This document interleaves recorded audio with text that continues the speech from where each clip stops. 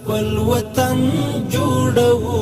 لنړۍ سره سیال نور سمسور بېکړو نور سمسور بېکړو د جنت په مثال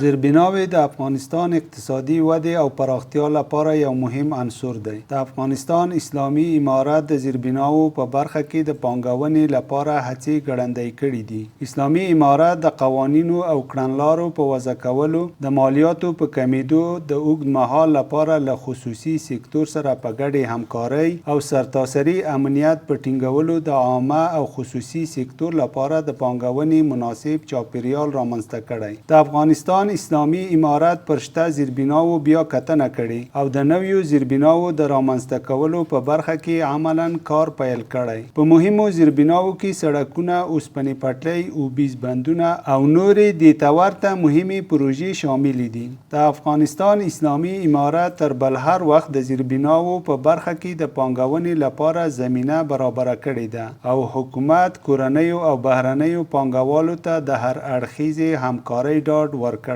د افغانستان اسلامي امارت د زیربناو په برخه کې لوی اقتصادي پروژې لکه د برېښنا تولید لپاره په هیواد کې د شته سرچینو څخه استفاده، د لویو او کوچنیو اوبیزو سرچینو بیا رغونه، د کانالونو جوړول، ښاري ترانسپورت فعالول، د هوایي دهلیزونو له لارې د سوداګرۍ پراختیا، د اوسپنې پټلۍ له لارې د مرکزي او سویلي اسیا وصل، د مرکز او ولایتونو د حلقوي سړکونو جوړول، د بندرونو عصري کول او پرمختللی لوجستیکي ترانسپورت شاملیږي. خپل وطن جوړو لنړۍ سره سیال